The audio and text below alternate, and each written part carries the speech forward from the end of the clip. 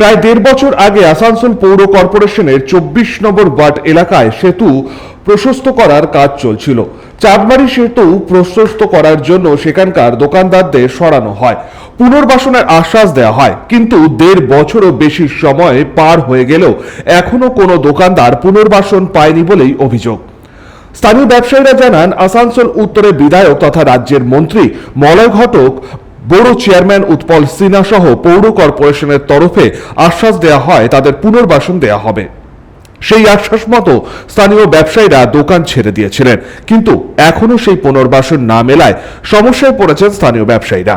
हम लोगों को बोला गया था कि दुकान मिलेगा, बहुत दिन से हम लोग वेट कर रहे हैं, आज 1 साल से ज़्यादा हो गया है। आदमी बहुत ज़्यादा परेशान है। 23 दुकान यहाँ पर मोटा मोटी टूटा है, और जिस टाइम में जो है पूरे बोला गया था कि आप एकदम यकीन रखिए आपको दुकान मिलेगा, लेकिन हर दफ़ा आदमी जा रहा वापस आ रहा, लेकिन कोई सुनवाई नहीं हो रहा। अब आदमी क्या करे, बहुत सारा गरीब आदमी यहाँ पर है, देखिए जिसका दुकान टूटा है, छोटा परिवार चलाता है, बच्चा पढ़ता है, कैसे क्या करेगा समझ में नहीं आता है। तो हम लोग को मंत्री की तरफ से भी पूरा बोला गया था कि आपको हर हाल में दुकान बना करके मिलेगा, इसलिए कोई प्रोटेस्ट नहीं हुआ, और खुद से आदमी दुकान खोल करके दे दिया कि आप इसको तोड़िए, समझे। এ বিষয়ে বড় চেয়ারম্যান উৎপল সিনহা বলেন যে দোকানদারদের পুনর্বাসনের জন্য মানচিত্র তৈরি করা হয়েছে, যা মন্ত্রী নিজেই দেখেছেন। তিনি বলেন, সেতুর পাশে জায়গা কম ছিল, তাই প্রথম মানচিত্রে মোট 8টি দোকান জায়গা পাচ্ছে। তবে আবার নতুন পরিকল্পনা করা হচ্ছে, দোকান ছোট হলেও 17টি দোকানদারই দোকান পাবেন। আমাদের রেলপাড়ে মাননীয় মুখ্যমন্ত্রী মমতা বন্দ্যোপাধ্যায়ের অনুপ্রেরণায় এবং মলয় ঘটক মহাশয়, আমাদের বিধায়ক তথা রাজ্যের পূর্ণমন্ত্রী, তার উদ্যোগে রেলপাড়ে দুটো ব্রিজ হচ্ছে, এবং 4 ডাইমেনশন রেলপাড়কে তৈরি করছেন মাননীয় মলয় ঘটক মহাশয়।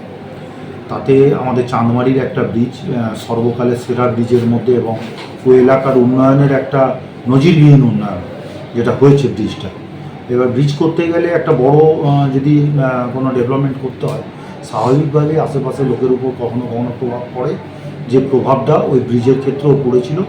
আমাদের 17টা দোকান পাশ থেকে সরাতে হয়েছিল, এবং আমরা অঙ্গীকারবদ্ধ, যাদের দোকান আমরা সরিয়েছি তাদেরকে আবার দোকান করে দেব। ইতিমধ্যেই আমাদের মাননীয় মন্ত্রী মলয় ঘটক মহাশয় উদ্যোগ নিয়েছেন যে পাশে দোকান ছিল, 2টো পাশ আমরা খালি করেছিলাম, সেই 2টো পাশকে 17 জন দোকানদারকে আমরা নির্দিষ্টভাবে আমরা দোকান করে দেব। এ বিষয়ে আইএনটিটিউসি নেতা রাজু আলুওয়ালিয়া বলেন, এই দোকানগুলি 2 বছর আগে পৌর কর্পোরেশন কর্তৃক সরিয়ে দেওয়া হয়েছিল এবং বলা হয়েছিল যে তাদের পুনর্বাসন করা হবে, কিন্তু এখনো তাদের পুনর্বাসন দেওয়া হয়নি। पुनर्वासन के नाम पर यहाँ पर जो आसनसोल नगर निगम जो खेला खेल रहा है, ये बहुत आसनसोल की जनता उसके अंदर बहुत भूल वार्ता जा रही है। पहली बात है कि कल हम लोगों ने जो विक्षोभ किया था सेंट जोसेफ स्कूल के सामने, जो दुकानदारों को 4100 दुकानदारों को हटाया गया था, एक तो दुकानदार आसनसोल नर्सरी को दिया गया, जिसमें हमारे डिप्टी मेयर साहब बयान दिए हैं कि उसका अस्थायी तौर पर उसको सजाने के लिए दिया गया। अरे ऐसा क्यों भाई, यहाँ सजाने के लिए बहुत सी समाजसेवी संस्थाएं हैं, आसनसोल चैम्बर्स ऑफ कॉमर्स है, बहुत लोगों ने आवेदन किया हुआ था कि पार्क हम लोग मेंटेन करेंगे, आसनसोल शहर को सुंदर बनाएंगे। तो जो समाजसेवी संस्थाएं हैं और जो चैम्बर ऑफ कॉमर्स है, जब ये आगे आ रहा है, इतना दिन से आवेदन किया है, तो उनको कोई माने उनकी तरफ से कोई कॉर्पोरेशन की तरफ से कोई उनको सहयोग नहीं मिला सजाने के लिए, और एक ऐसे लोगों को दिया गया है आसनसोल नर्सरी को पार्क का मेंटेन करने के लिए, जो यहाँ का बासिंदा है कि नहीं, ये भी सस्पेक्ट की बात है। ये सरकार विरोधी एवं दल विरोधी जो लोग काम कर रहे हैं, चाहे वो कितने बड़े पद में आसनसोल नगर में क्यों ना हो, उस पर कार्रवाई होनी चाहिए।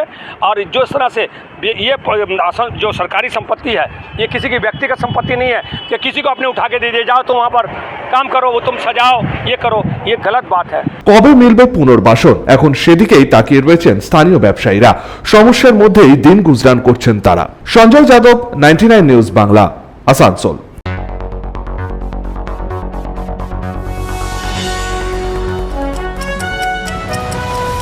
আপনারা দেখছেন 99 নিউজ বাংলা।